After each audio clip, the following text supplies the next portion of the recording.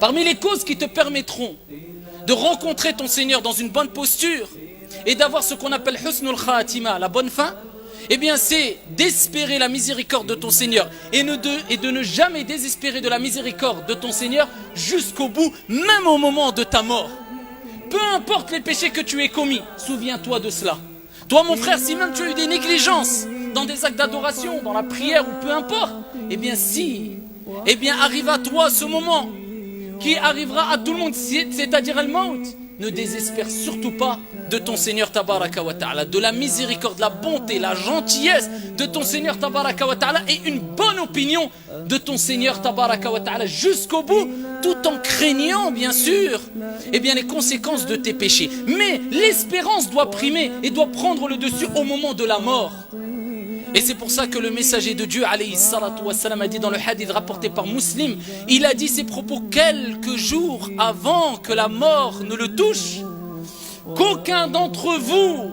ne désespère de la miséricorde d'Allah, qu'aucun d'entre vous ne meurt sans avoir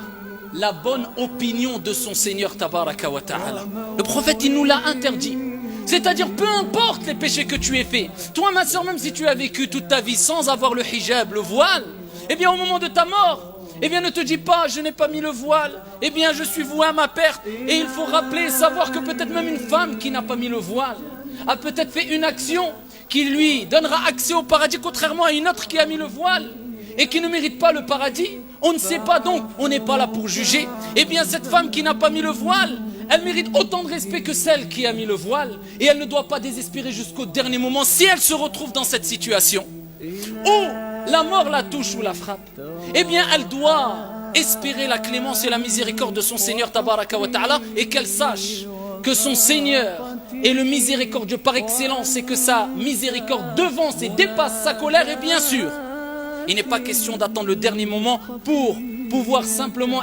espérer la miséricorde d'Allah en se disant je n'ai plus besoin d'œuvrer lors de mon vivant. Non, mais si tu te retrouves dans cette situation, ne désespère surtout pas.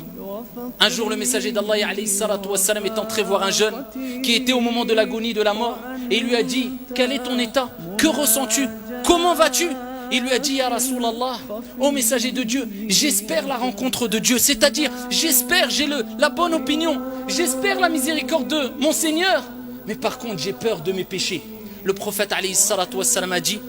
il n'y a personne, aucun cœur qui ne réunit ces deux sentiments sans que Dieu